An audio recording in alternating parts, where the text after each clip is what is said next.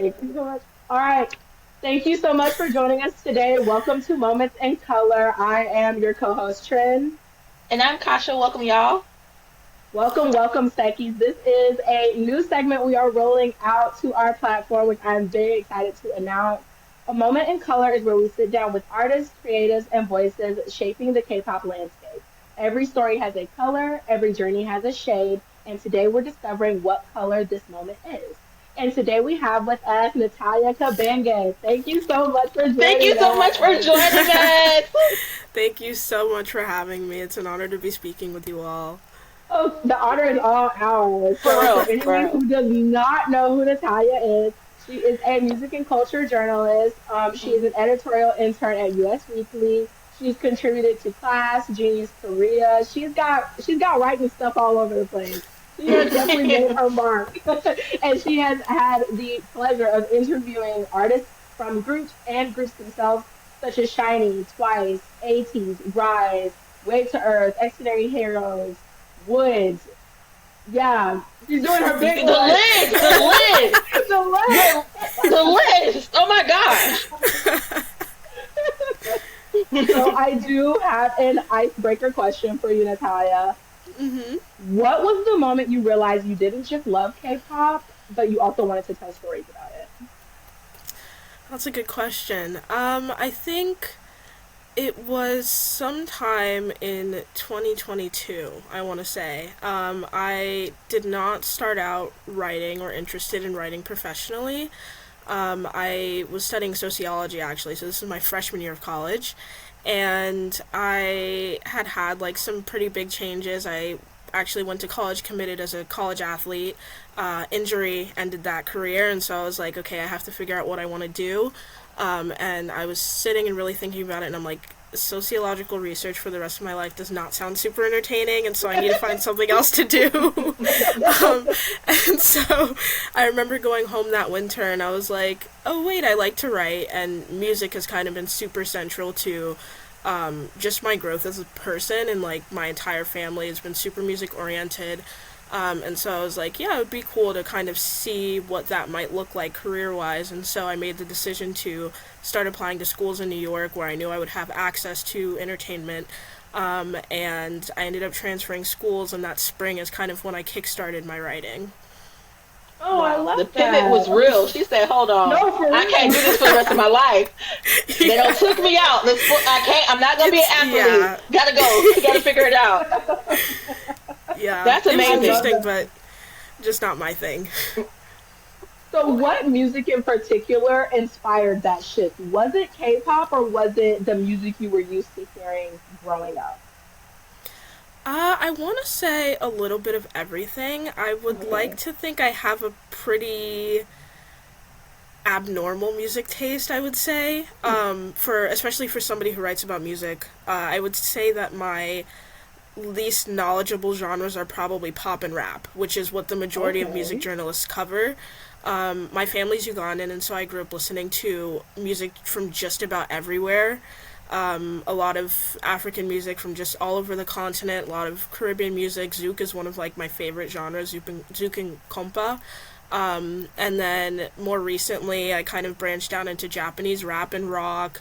I really like underground metal from here. I started listening to Italian R&B and rap like a few years ago, and that's been super cool. Wow. So I think just my interest in like all these genres that people just don't know about, and then K-pop kind of falls into that because it's international. I was like, it would be super cool to explore what that might look like writing about it in the mainstream. I love that so much. I was going to say most K-pop fans end up being eclectic music lovers, so I'm Yeah. not surprised. I'm sorry, go ahead, Tasha. I need her playlist. Can you email the Yeah, playlist? me too. The Email the Italian playlist. R&B, That's that what Yeah. I'm got saying. me. It's Yeah, R&B. Yeah, yeah. it's very cool stuff they have going on over there. Yeah, 100% also the recommend. Japanese rock because I've been getting into hmm Japanese rock here lately. So I would hmm definitely love some recommendations on some artists and groups for sure. Oh, 100%. Perfect. All right. So getting started, you've been a K-pop fan for about a decade, I believe, because Yes. I did a little bit of my own research. I did a little bit of my own. So you've been a K-pop fan for about a decade. What group or artist first pulled you into the genre? Like, what was your intro into K-pop, or who I should say? So there were quite a few, but kind of like my baseline introduction, I went to like this tennis camp. I was in a lot of sports when I was younger, and I made friends with this kid who had just moved from Korea, and this was I believe 2016. And he was like, "Have you heard of Big Bang?" And I was like, "I have no idea who that is." And so he told me to go home and look them up. And so I remember like being at home and like going through YouTube, and I was like, "Yeah, like who are these guys?" And they had just released their Made album. That was like Bang Bang Bang era. Wow, yeah. And so I had started listening to. I think I really latched on to Bang Bang Bang, Sober, and Loser were like my little trifecta at the time. Yeah. And so big fan of those for a little bit. I think that was like I was probably in like third or fourth grade. And then the following year, I didn't really like branch out of that. I think it was just those three songs, and I was like, yeah, this is super cool. And then my older cousin sat me down at I want to say a Thanksgiving or something, and she was like, hey, like there's all these groups I listen to, and like I want you to listen to them. And I was like, you're being annoying right now, I don't want to do that. And she was like, no, you're going to listen to them. And so she sat me down and introduced me to just about the rest of the industry. So it started off with BTS, and then it was NCT 127, it was SHINee, 17, Blackpink, EXID, Momoland, just about anybody who was active in like 2017, 2018. Over the span of like 2 days, she showed me just about everybody. She said crash And course. what's so crazy? Yeah. I was gonna say, what's crazy is that's how K-pop moves. You get Yeah. into this genre, and before you know it, you like know the actual birth and history of like Yep. 6 or 7 different groups, which is so wild to consume that much information at one time. It was a lot. Oh my You just god! tell her like stop, no more. Like I think like because I was like I'm so interested in just finding new music in general, so I was like very open to it and very quickly latched on to a lot of the songs. I think the thing that took me the longest to adjust to was like the amount of members in certain groups. But once I kind of got past that, I was like, okay, like yeah, this playlist is great. I'm having a good time. I love that. So, what made you stay in K-pop? I hear that question circulating a lot in the K-pop TikTok streets for sure. Like, who made you stay? What made you stay? So, what was the stapling point in K-pop where you were like, yeah, I'm gonna be here for a while? I genuinely don't think I have one because I always thought it was a phase. And so it was kind of, I think time continued to pass, and like now I'm here and I look back and I'm like, whoa, it's been a really long time. But initially I was kind of like, okay, this will kind of pass, because I had like a few groups here and there, artists I would latch onto, and then they kind of faded into the background, and so I was like, okay, like K-pop will totally be a phase. But I would say the one thing that I think countered that whole belief is the fact that my entire family listens to it. And so the cousin who showed it to me and her younger sister, the three of us and their mom, we'd all go to the K-pop concerts together. We'd go to K-Con, we'd drive up to New York every year and go to K-Con New York when that was still a thing. Wow. My aunt would take us to just about any concert within like, I don't know, 50-mile radius. She would drive us, we would get her tickets, she loves the groups as well.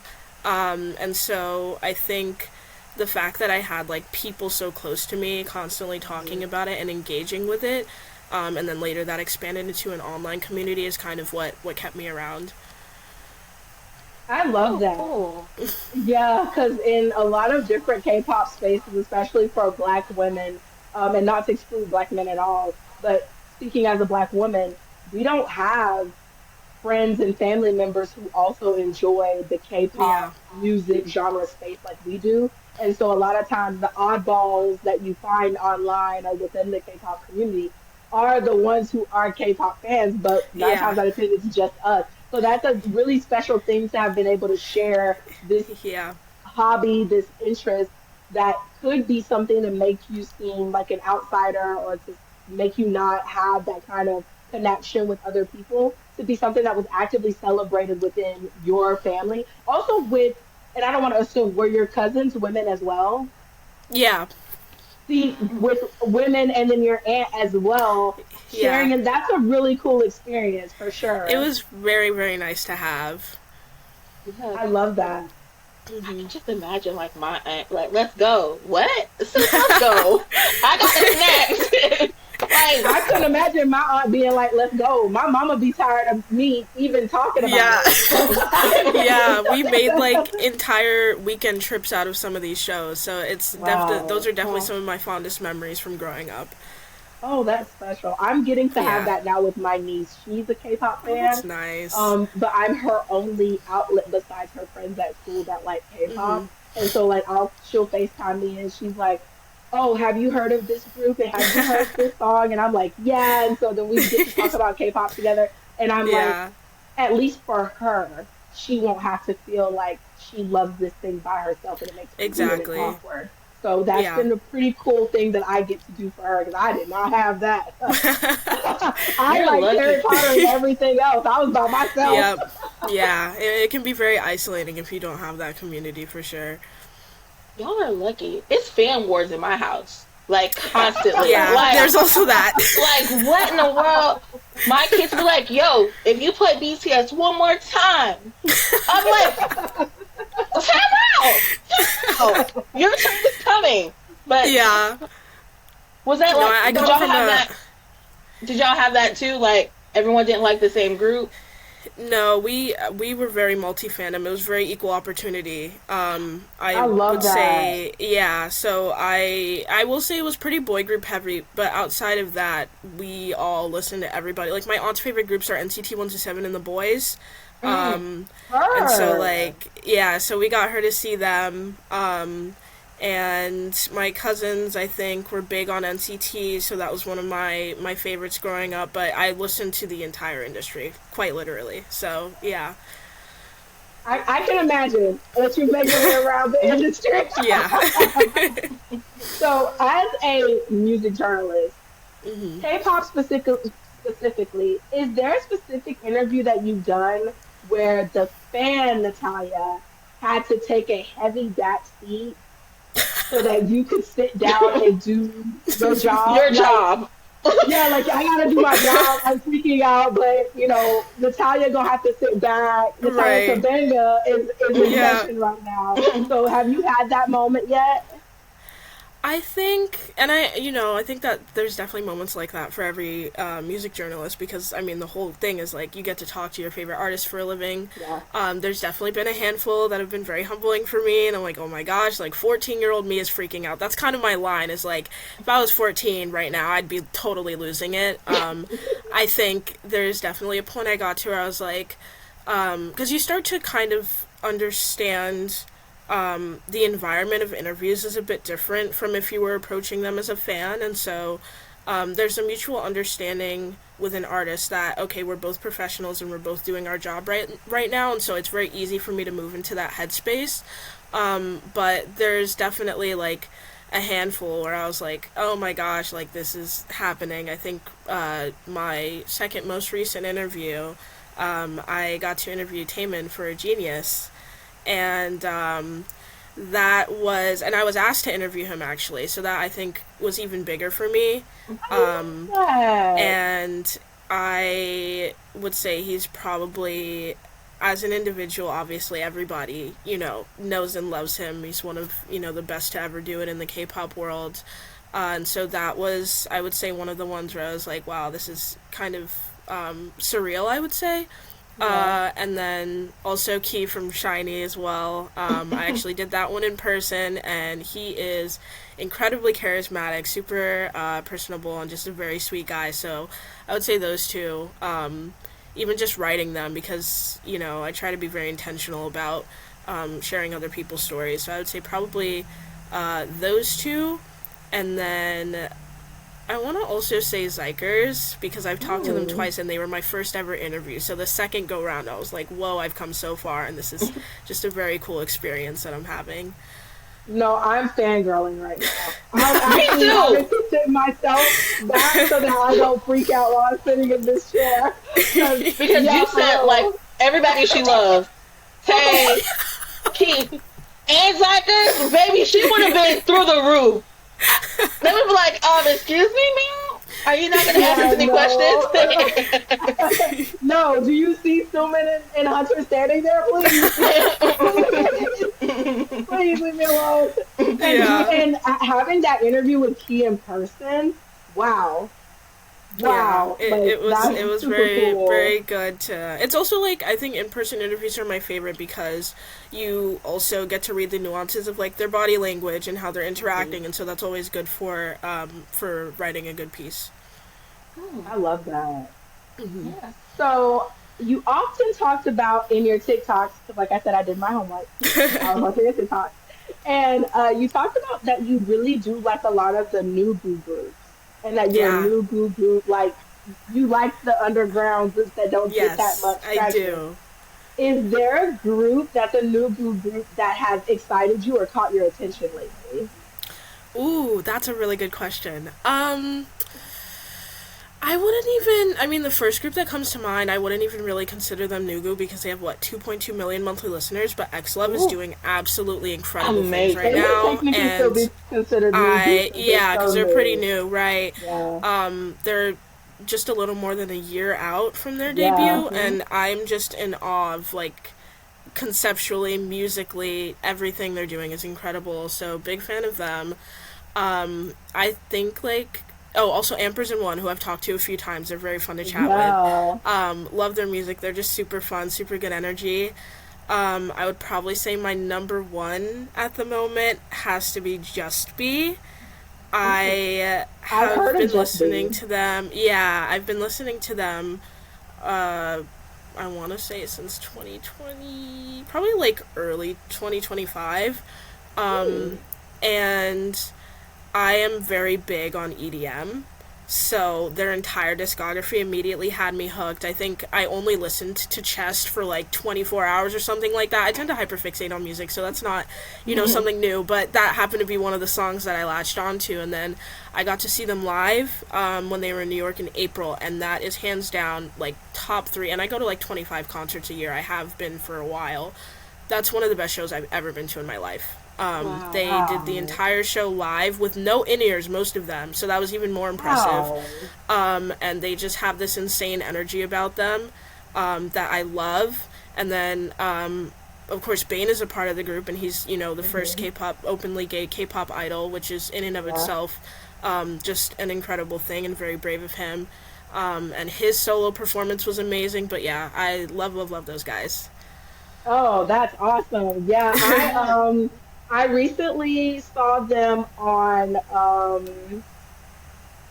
the name is escaping me. It's the girls that have this show. They're a subset of BuzzFeed and they've got the Oh, phone. Phone a fangirl. Phone and Well, Fangirl, yeah, there we go. yes, I recently saw their episode with them and they were so fun. Bane is Yeah, funny. he's hilarious, yeah. Funny. I love that.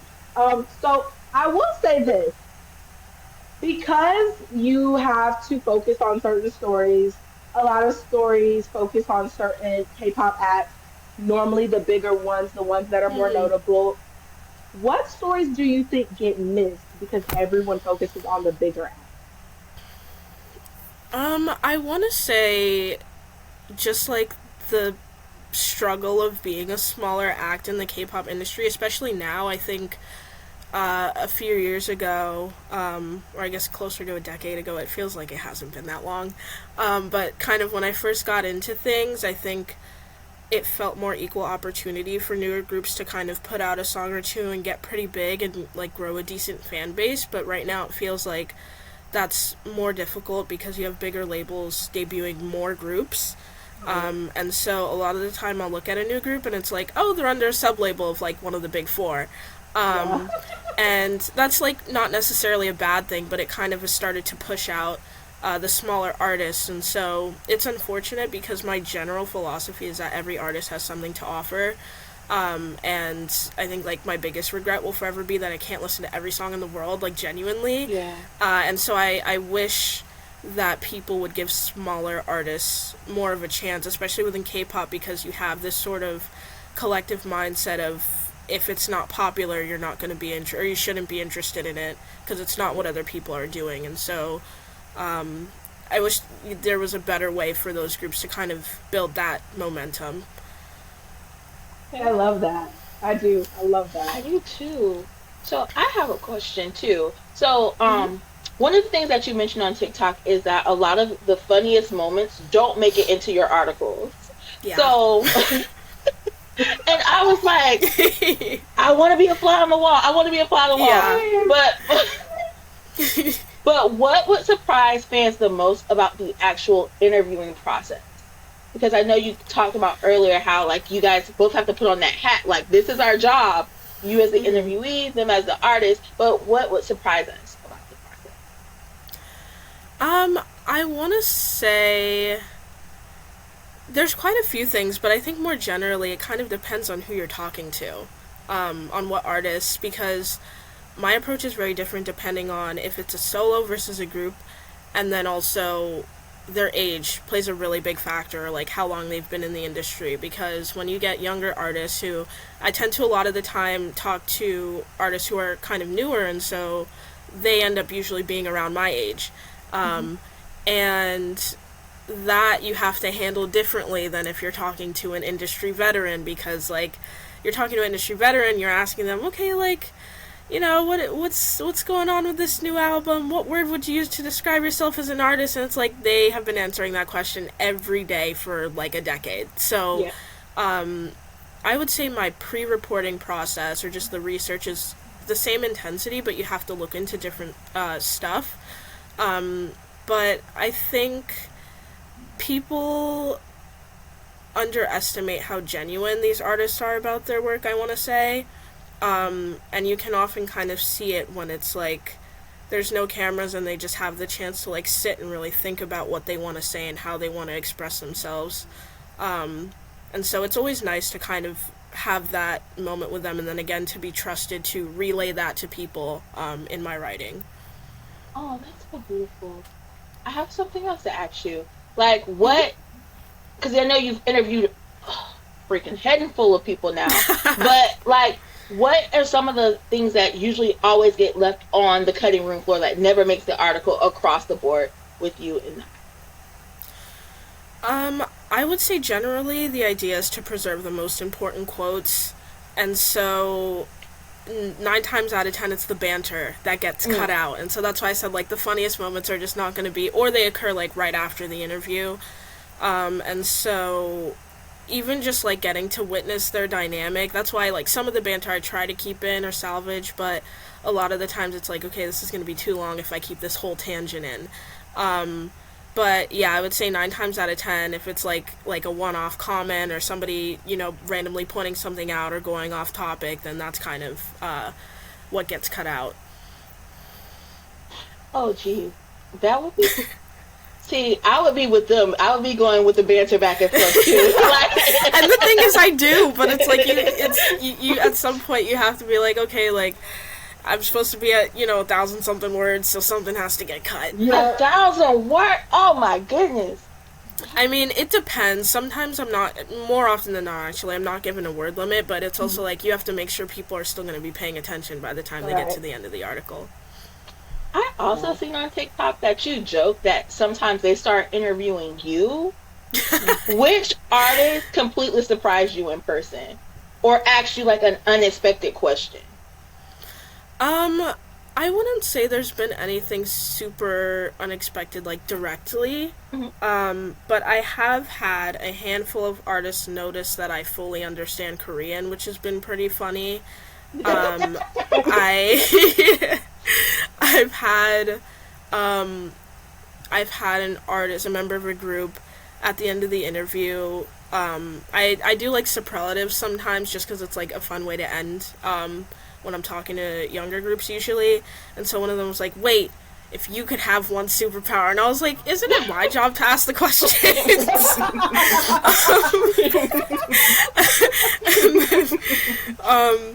And then I've also had some of them reverting back to the language thing, because I would say my Korean speaking ability is not great, but I do understand a lot of it.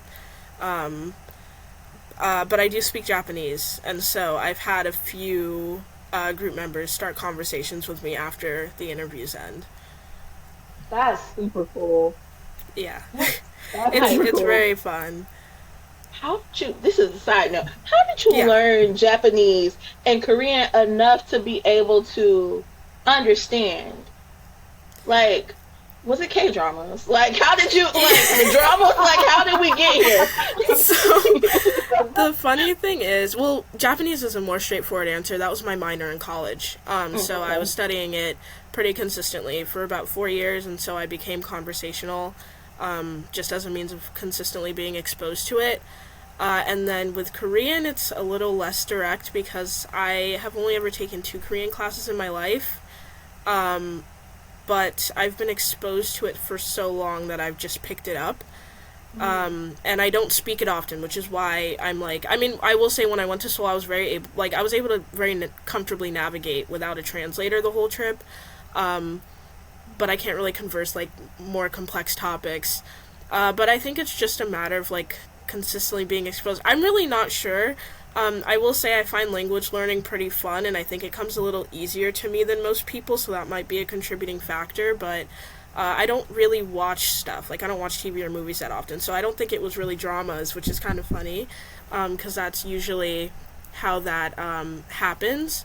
Um, but yeah, I would say just being constantly exposed to it has kind of, I here and there I've kind of picked up on stuff, and so also like within an interview context or idol context, they're using a lot of the same words pretty consistently, and so that turns into like, oh, okay, I remember hearing this phrase enough to know what it means.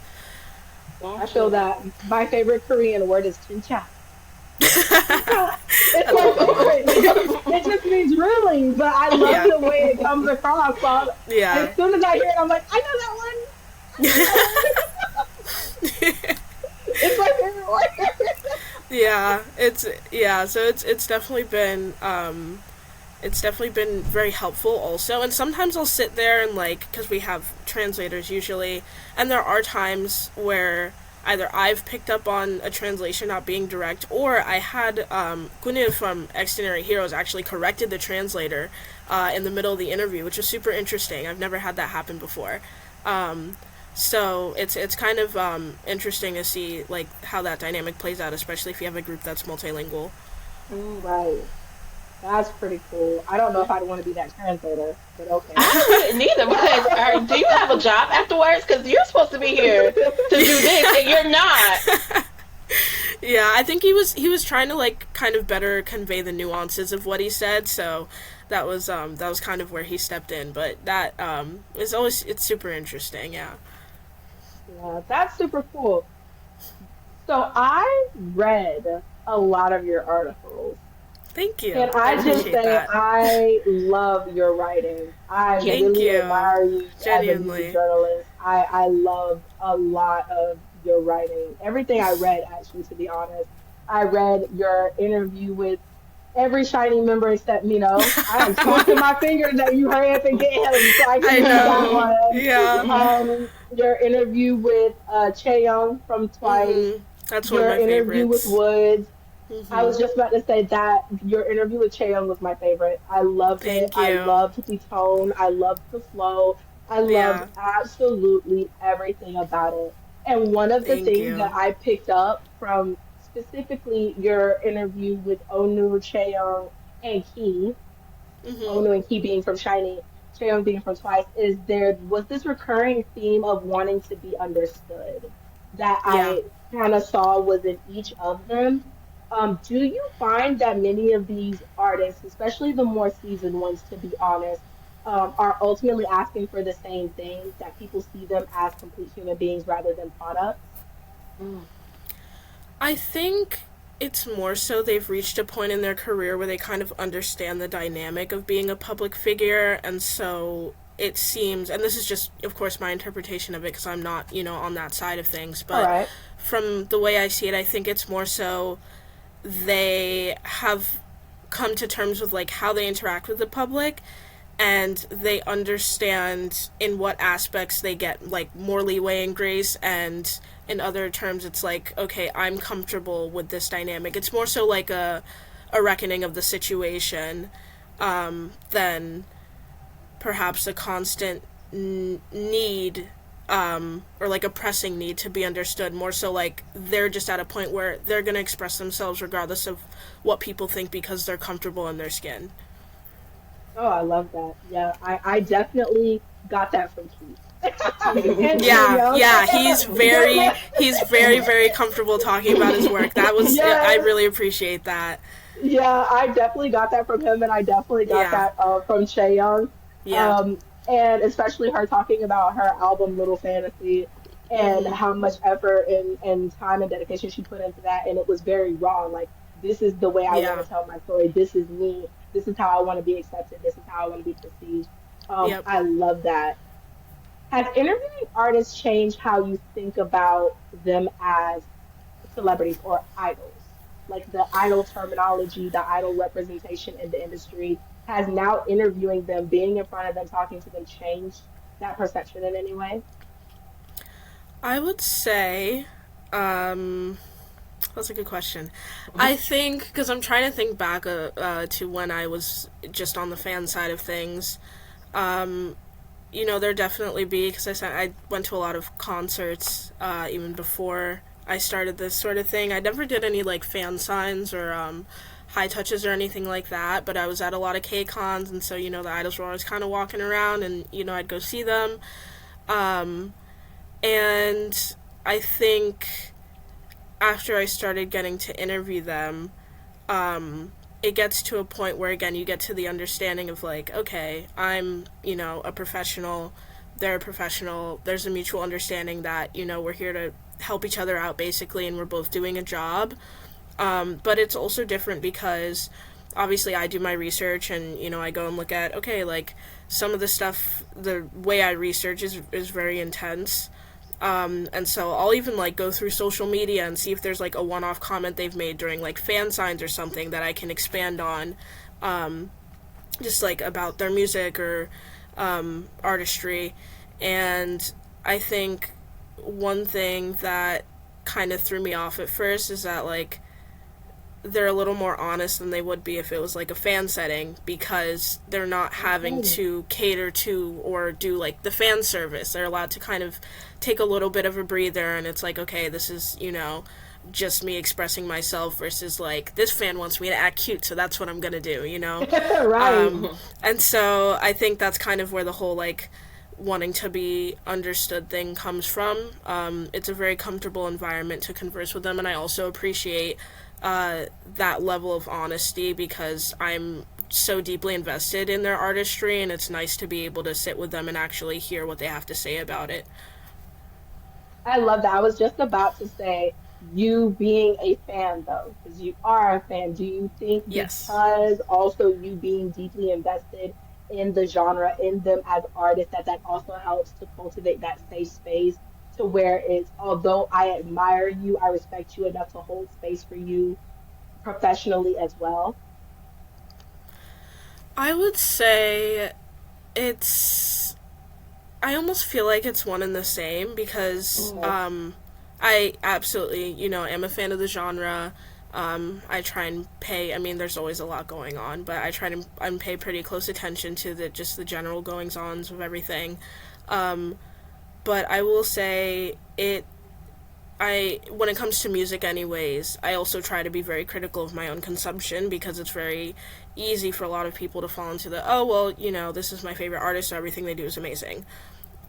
Mm. And that's not necessarily a philosophy that I hold because I think as a music journalist, my job is both to share stories and to also be honest and critical when necessary.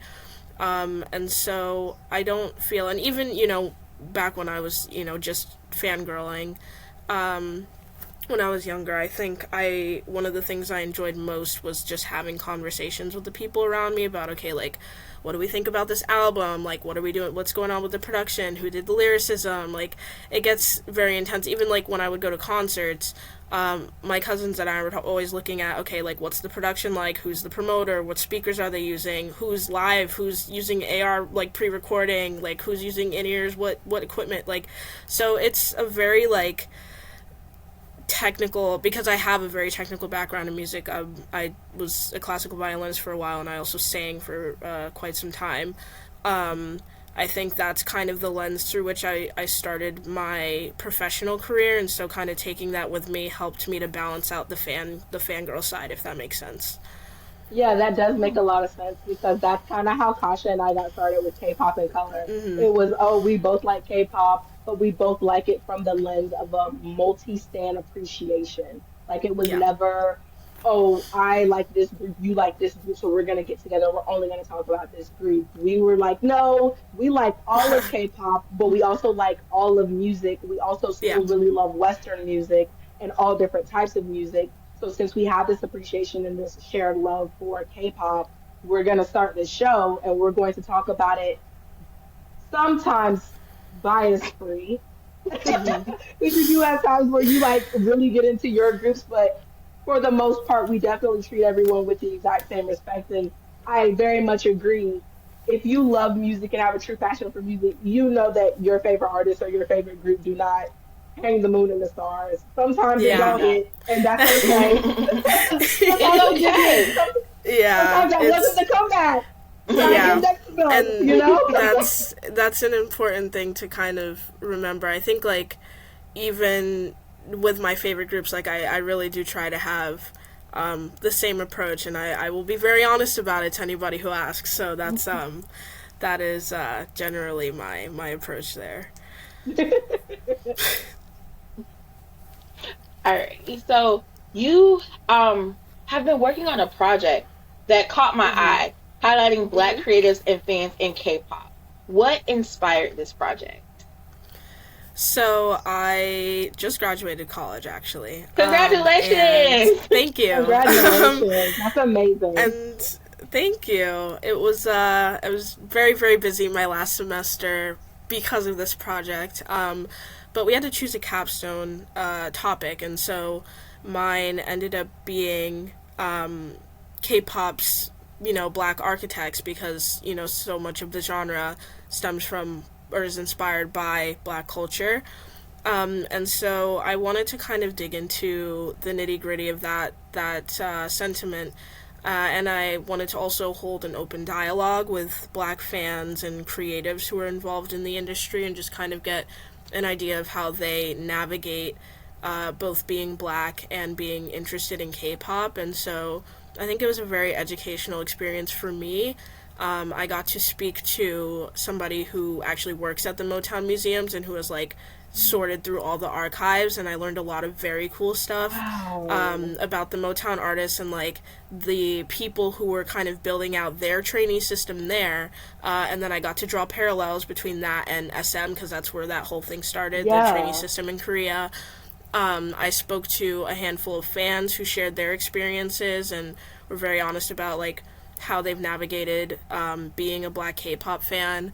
And I got to speak to a content creator who was able to share how she uses her platform to both, fangirl and also criticize when needed when it comes to incidents of cultural appropriation.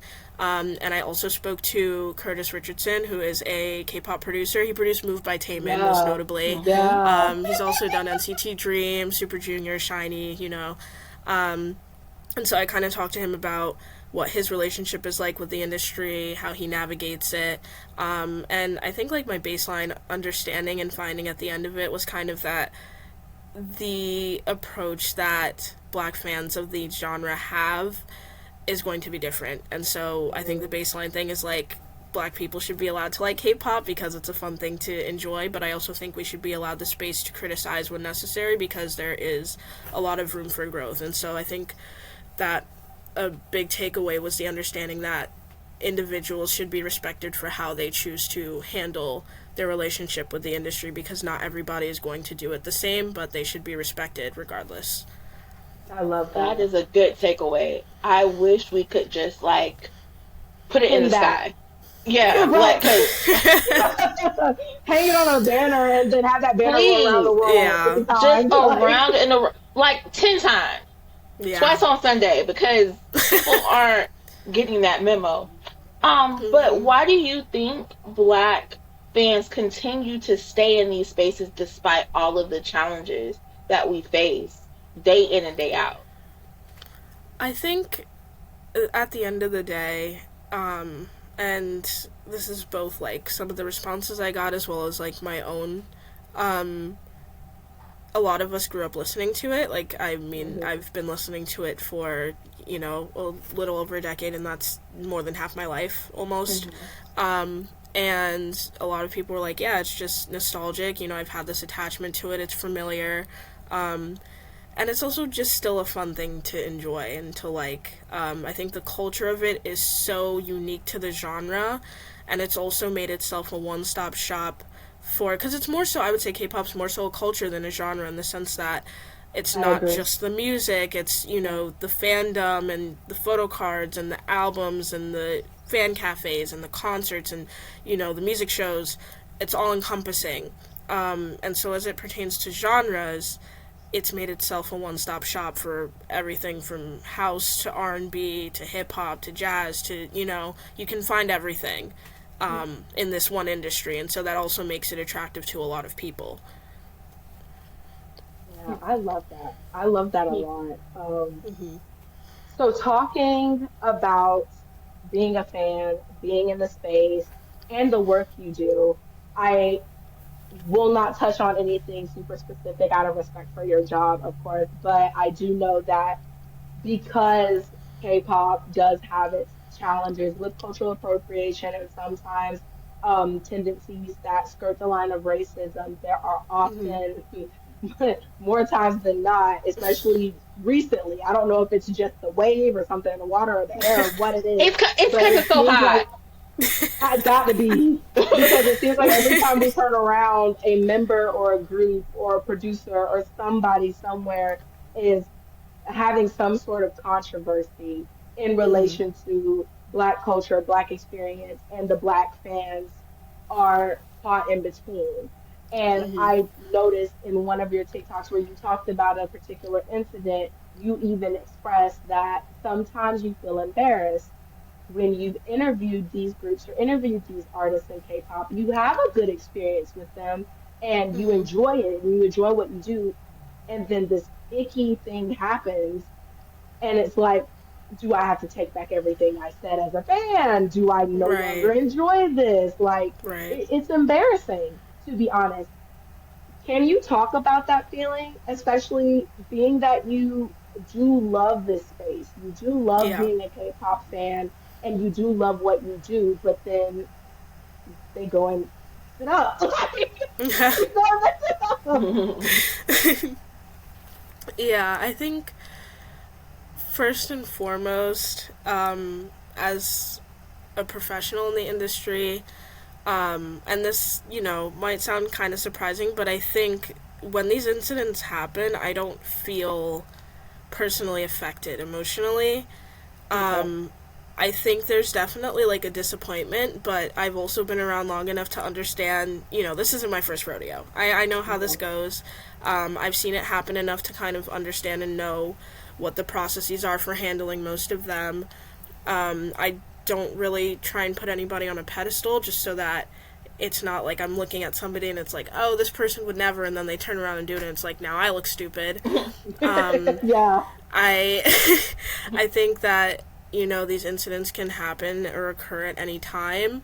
And there's certainly a line for me where there are certain artists who, if they have a long enough track record, it's just like I don't think I would be interested in, you know, engaging with or conversing with them in that, you know, space. But I think that more generally, it's just a difficult thing for fans to reckon with.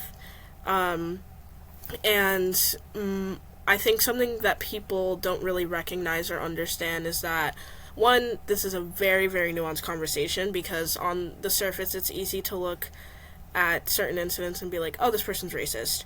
Yeah. But it's also like, I think every incident, and this isn't necessarily me excusing those actions. I don't think there's an excuse, and I don't think that, you know, people should automatically be forgiven. I think, you know, it depends on the individual and how they choose to handle that again. But I think that there are certain aspects of different situations that people should look at and try and take into consideration when these sort of things happen, because there's also varying degrees of severity, I would say. And, it's also not always malicious.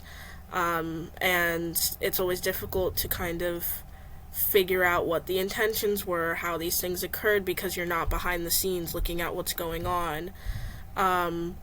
But I think that it it's just a very difficult thing to navigate. But I think the issue is not necessarily the incidents themselves, but the fact that they spur this insane wave of racism within the fandoms. That's a big thing that I've noticed. And so the problem is that when you have these incidents, you have people who are willing to defend these idols to hell and back, understandably so, because it's one of their favorite people ever. But it gets to a point where if there's a certain group of people saying, hey, this hurt me in my community, you have people who are defenders of this idol sending them death threats. And it essentially becomes more damaging for the fans of that minority group than it is for the idol and their reputation. So I think that is more of a concern, in my opinion, than the actual incidents themselves, because it ends up getting pretty bad and it can be very damaging to the mental health of the fans who are a part of that minority. I definitely agree 100%, especially in the terms of certain incidents being layered. Sometimes it's Mm-hmm. not just as outright as, oh, this person is racist or this group is racist or this is a Yeah. racist offense. It maybe it's sometimes racially insensitive and Mm-hmm. it's deeper than that. Like there's layers Yeah. to it. Where is this coming from? Why is this even up for discussion?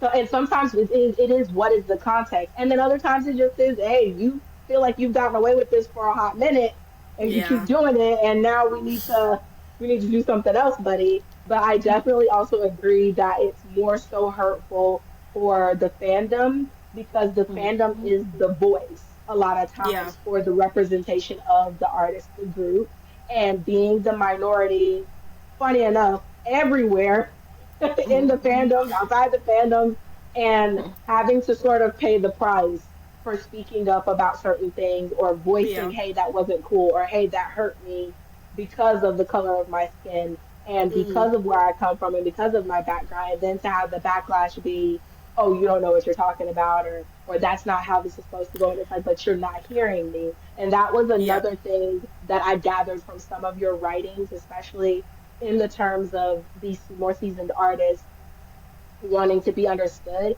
to be seen is Mm-hmm. to be loved. And that was Yeah. something that kept resonating with me as I was reading some of your articles was I see these artists saying basically to be seen is to be loved. I know you love me if I feel seen in my writing. And Yeah. then where does that fall for the fans though on the opposite spectrum of that when Mm-hmm. these instances occur because then we're not being seen. So then do we feel loved in these fandom spaces? So I got a lot from your writings when I was thinking about this for sure. You do an excellent job. Do you Thank Thank find you. it you. sometimes difficult to reconcile the person you met with the controversy that fans are reacting to?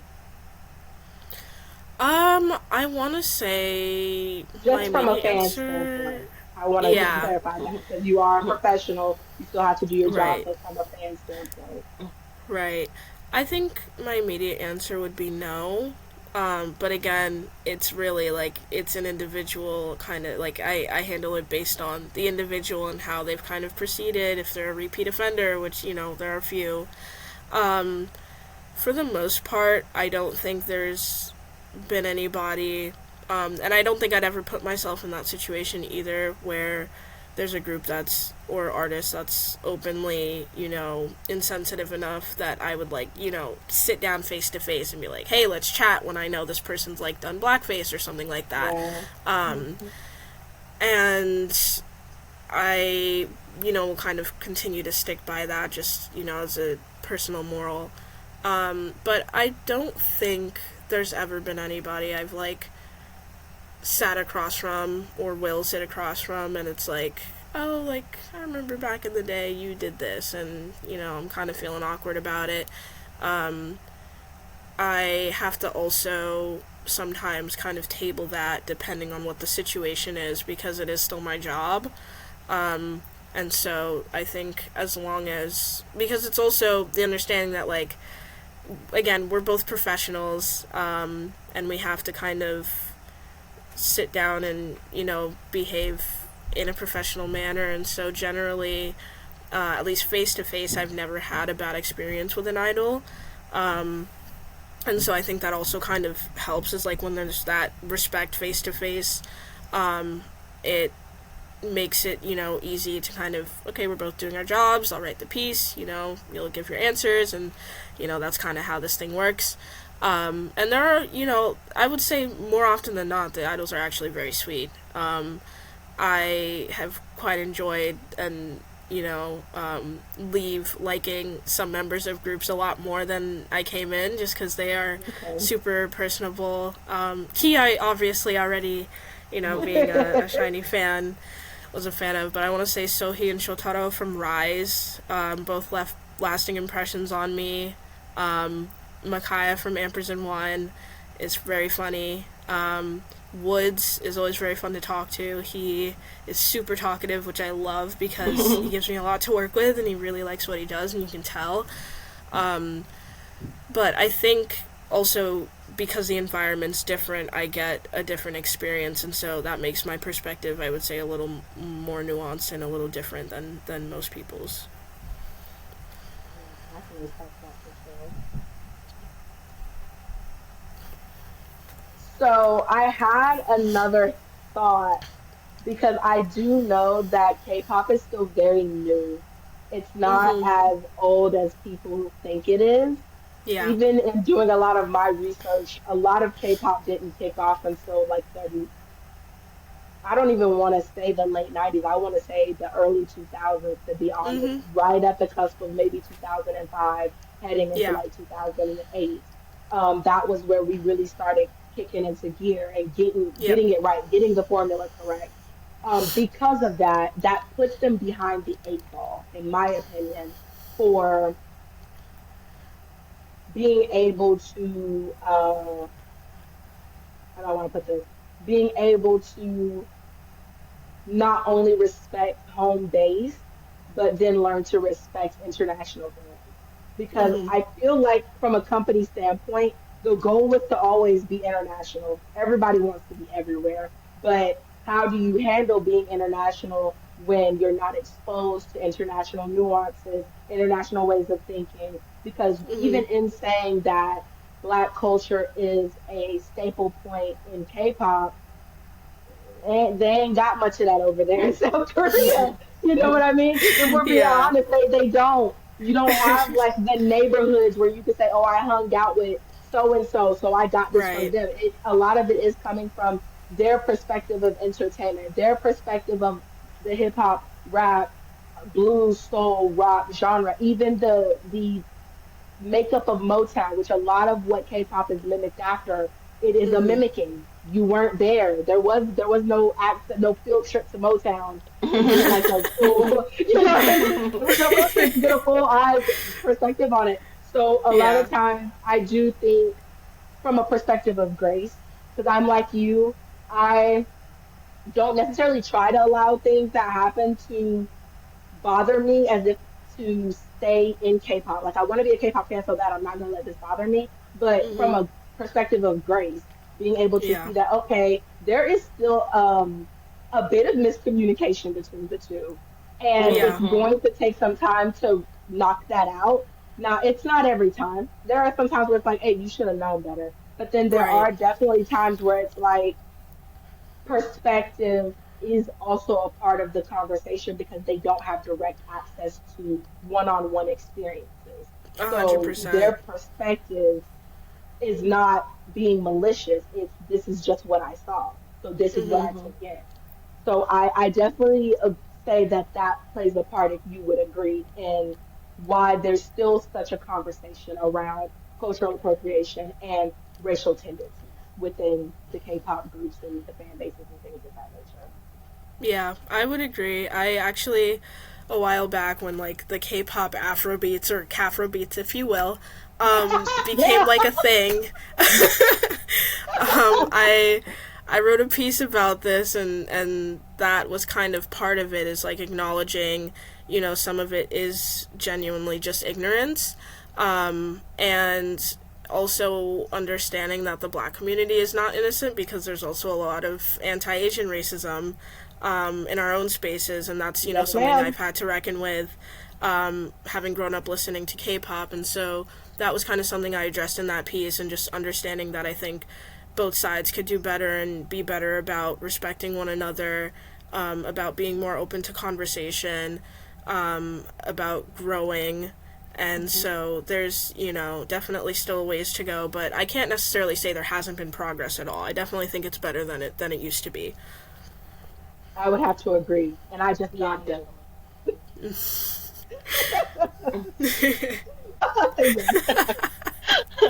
Um, jeez, I'm like in the conversation. What does like Yeah. meaningful appreciation actually look like for you? Mm.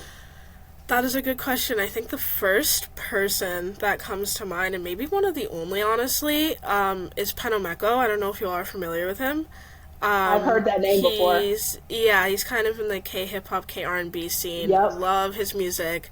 But a while back, he had a single that he put out called Organic, and there were two songs on it. One of them was called Bolo, which is a Yoruba word. And if I recall correctly, for that song, I believe he, like, worked with a Nigerian producer to, like work on the song, to understand the language, and he has, like, Yoruba lyrics in the song. Wow. And he was just, like, very intentional about how he went about it, and I was genuinely kind of taken aback when I kind of learned about the process, and the song itself was really good.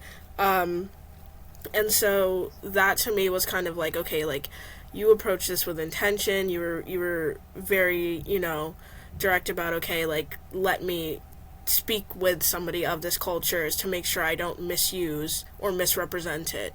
And so I feel like that's kind of really, at its core what it should be. I think in an ideal world, groups would have, like, a cultural consultant, and, I don't see that necessarily happening for a lot of reasons, but I definitely think it would prevent a lot of the incidents that we've kind of seen unfold over the years. And again, it's definitely better than it used to be, but I think some kind of structure around being more informed would kind of help eliminate a lot more of these situations. I'm so glad you said that. Kasha and I talk about that all the time, that there needs to be a DEI sector Yeah. in every one of these companies. And not just from a black perspective, but Yeah, across the board. again, across the board, because these K-pop groups, like I said before, are going from just having a South Korean fan base market to being international superstars. That Yeah. is a lot of the goal, is to be an international superstar and to, play at the World Cup, play at the Super Bowl, sell out stadiums and Mhm. arenas around the world.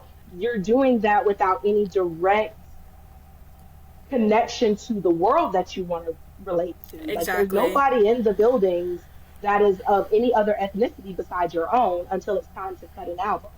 And nine times out of 10, they're still getting somebody that's South Korean that has experience in that sector to be the producer, the composer, the writer. So Mhm. if have always believed that if you have somebody in the room where it's happening, to be able to be like, hey, maybe we shouldn't do that. Maybe we Yeah. shouldn't Yeah, say that. that's not a You good know, look. I don't think that's a good look.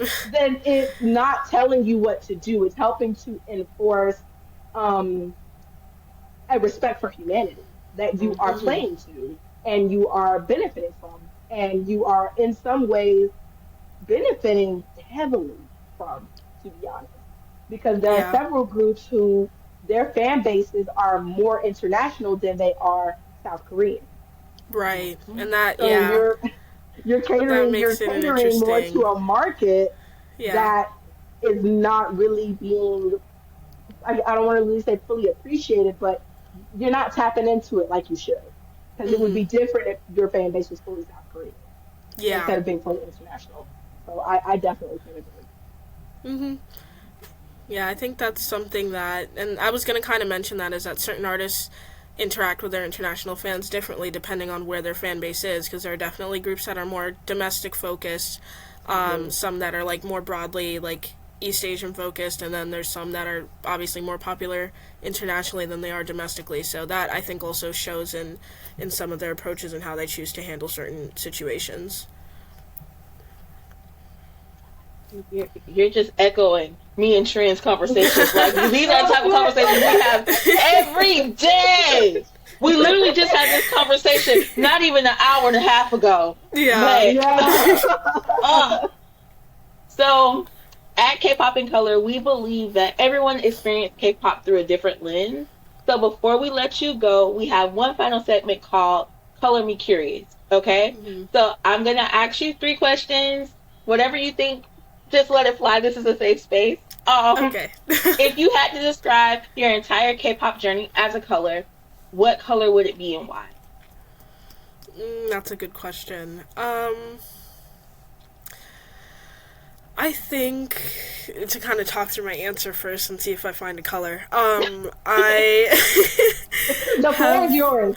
Yeah, I think it's been very enriching, I want to say. I have bettered a lot of my relationships because of the genre. A lot of my, like, best memories growing up are because of the concerts that I would go to.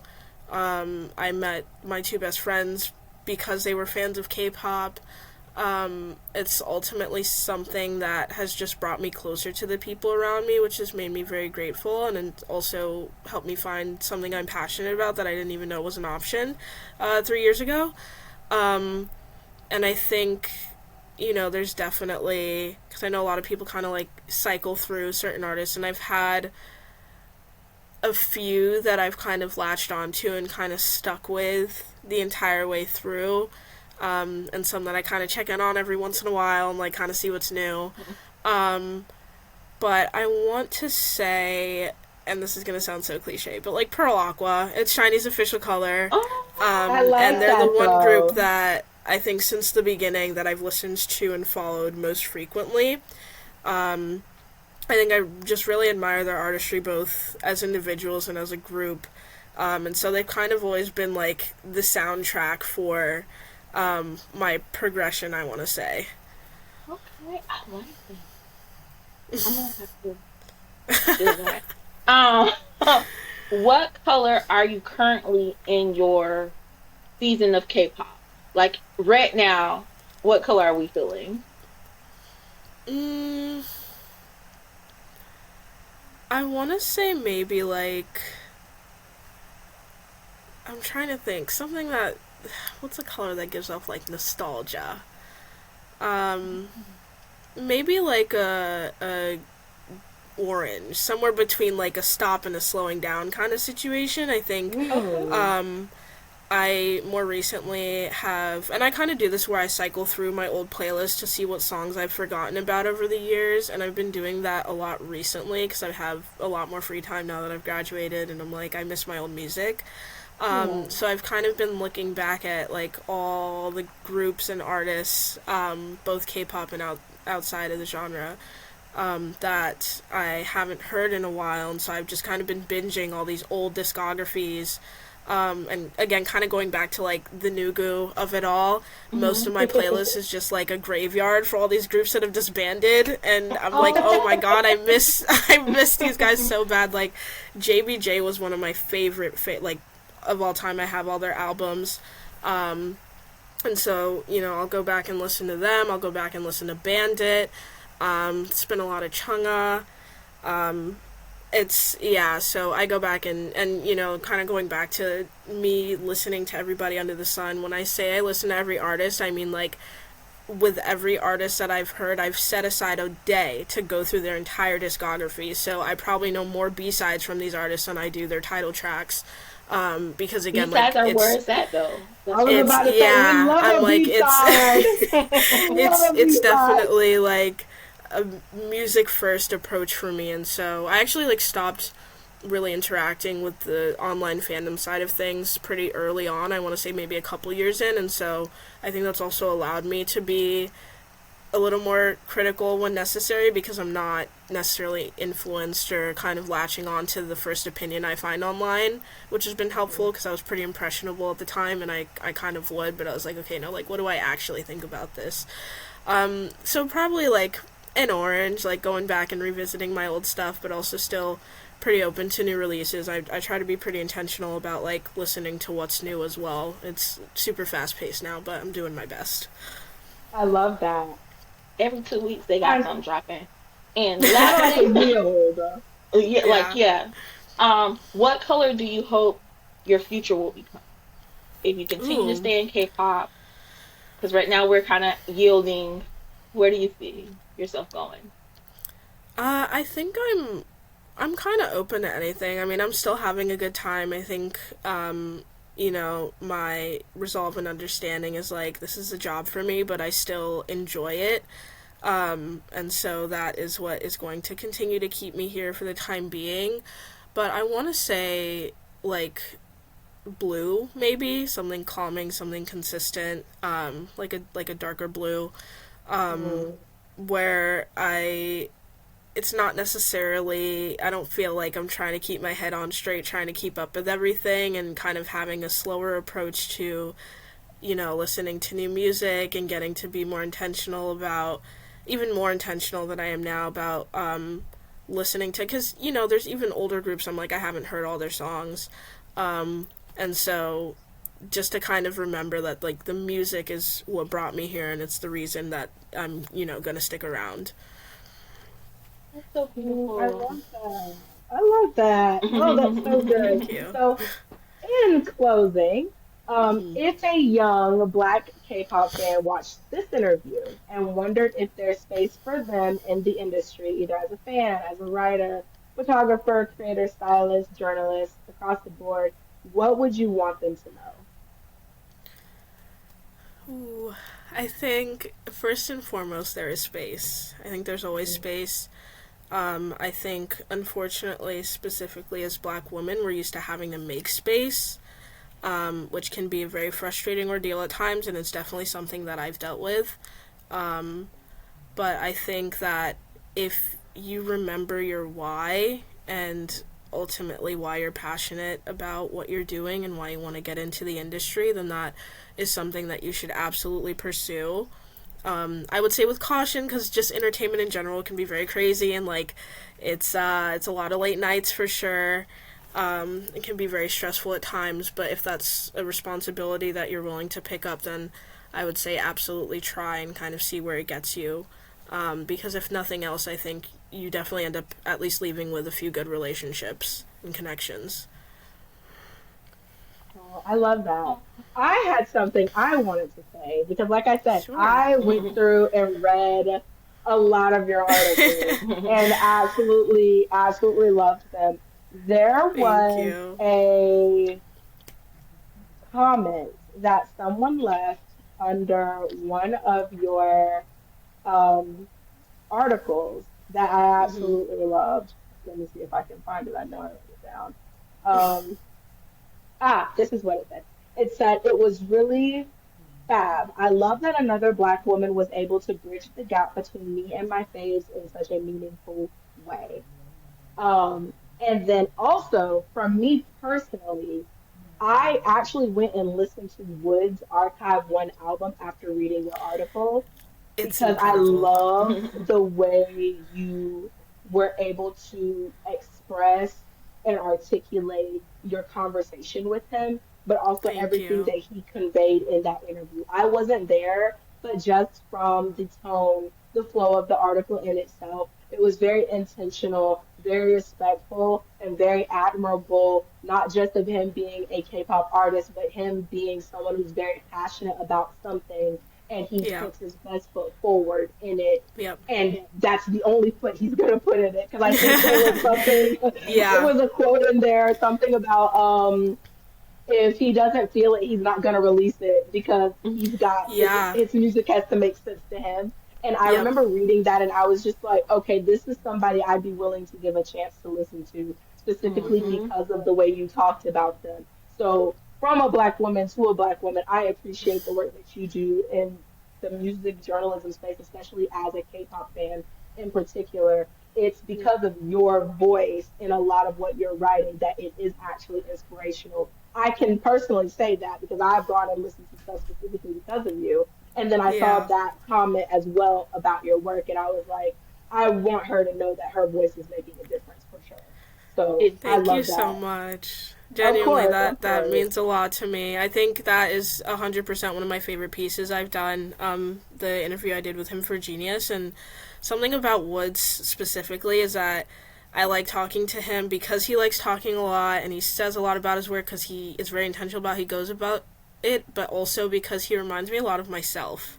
Okay. I think when he was explaining his process, and I think he mentioned somewhere in there that he had scrapped the whole project to start it again because he didn't feel like it made sense completely and it wasn't cohesive enough.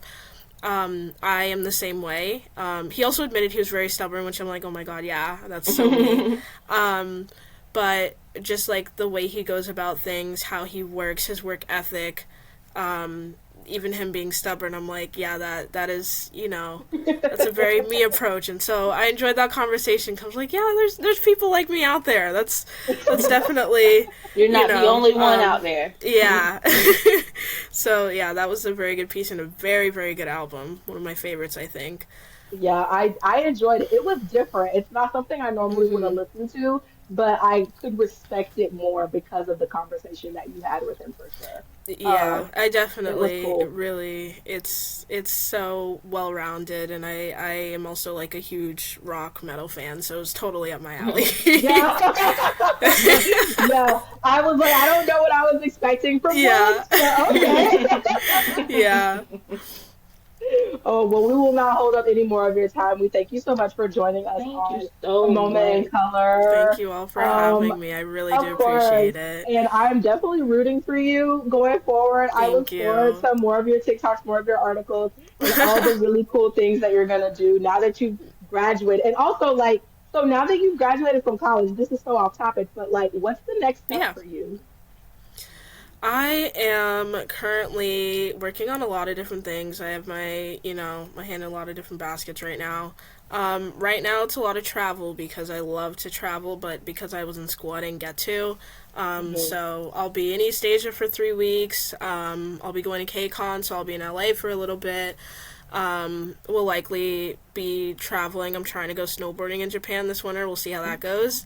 Heck Um, yeah. just like a lot of getting to do what I couldn't, which I mean isn't saying a lot because I was kind of tied down in New York because of work, and Hmm. ultimately that's what's gotten me here, and so still very grateful for that. But I also now am a little more free to kind of globetrot a little. And I'll definitely be continuing to write.